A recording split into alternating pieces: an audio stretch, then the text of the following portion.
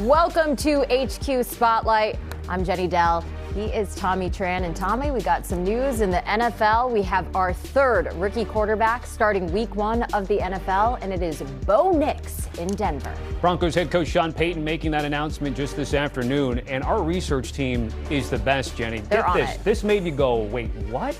So this is Sean Payton's 27th season as an NFL assistant or head coach, okay? Mm-hmm. He's never had a rookie quarterback win a game for him. He's never had a rookie quarterback throw a touchdown pass. That's crazy. And that's probably going to change because Bo Nix enjoyed a fantastic start to the preseason, leading 6 of his 7 scoring drives through Denver's 2 games. And by the way, on September 8th, Bo Nix will become the first Broncos rookie quarterback to start week 1 since John Elway. The Broncos took Bo Nix, 12th overall pick in this year's draft, and he was the 6th and final quarterback taken in the first round, matching that 1983 class. And let me tell you, that class was pretty good. Bo Nix, preseason drives, you see it there. The results are there. And now he's QB1. Here's Nix after it was official today. It was really cool. It's, not every day to get that news, but obviously, as a room, we've been working hard and, putting a lot of good things on film, putting a lot of good things, on the practice field. And so to get that news is definitely a great thing. And so I'm super excited and, ready to get back to work again and go back to it and start again. I was listening to Tom Brady talking about this, and I'm sure you know where I'm going with this.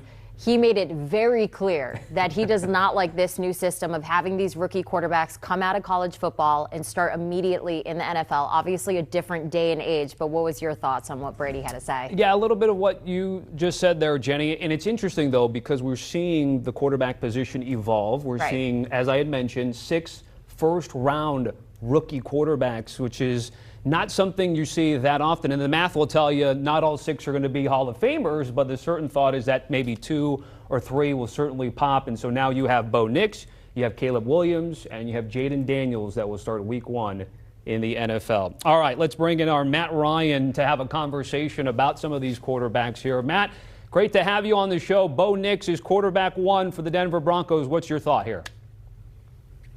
I think it's the right play. I honestly do. I think, with what he's shown in the preseason, getting out there, playing those live snaps, I think he's been efficient. Obviously, the speed is going to increase when it gets to the regular season. He's going to start to get more looks, more complex looks from the defense. A lot of what you see in the preseason is very vanilla.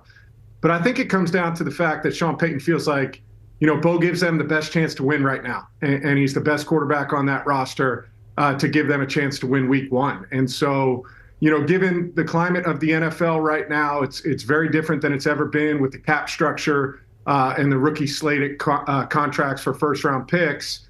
I think Sean is looking at it and saying, let's develop them as fast as we can with game reps. Let's try and win ball games along the way. And who knows, maybe in 2-3 years, he's really in a spot to be one of the top 15 quarterbacks in the NFL. You know better than most, what does it take for a college quarterback to adjust to life in the NFL? Well, I think the biggest thing is the pass rush. For me, the adjustment to throwing to faster wide receivers, throwing against faster cornerbacks, that part's pretty easy. I mean, I wouldn't say it's like super easy, but that part's the easier of the two. The difference is the pass rush in the NFL is significantly stronger. It's faster. The ball has to come out quicker. And the center of that pocket collapses a lot harder than it does in college football. And so I think that's the thing as you watch rookie quarterbacks early. I think they're going to be fine throwing the football when the pocket is clean. But, when it gets muddy, it's what do you do? How do you react to those kind of things? And I think with all 3 of these guys who are going to start, they move well. So I would look for coaches to kind of move the launch points for all of these young quarterbacks early in the season to try and take some of that pressure off the pocket.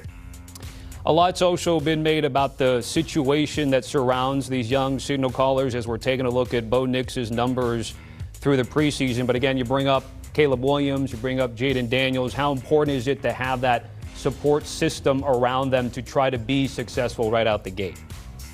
I think it's huge. I think you can't play quarterback in a vacuum. You are dependent on the other 10 guys that are out there. You're dependent on the play caller. You're dependent on the defense going out and getting stops, putting you in good situations, giving you short field opportunities.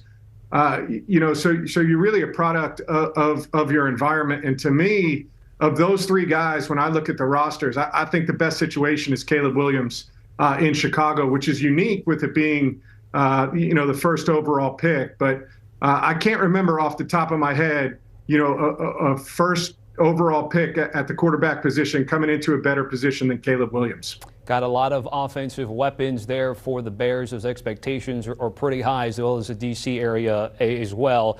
Let's just go back real quickly. The 2008, by the way, you notified about 2 weeks ahead of the Lions week one, Matt, your rookie season. Do you remember what that was like when you got the nod and then getting ready for a regular season game in the NFL? Yeah, I mean, my reaction was a lot like Bo's earlier, right? You work your entire life and you have this dream of being a starting quarterback in the NFL.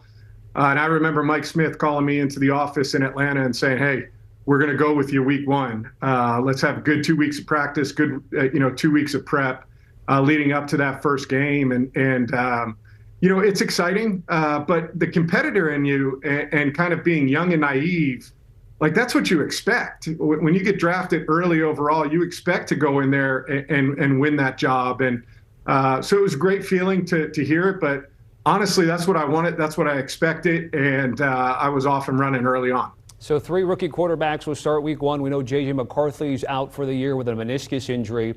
Don't want to leave out Michael Penix and Drake May. Let's first talk about the New England quarterback, Matt, who has popped during the preseason, but the thought is there maybe isn't as much around him like the other 3 that we're talking about right now. What do you think about Drake May and his development with that franchise out there in Foxborough?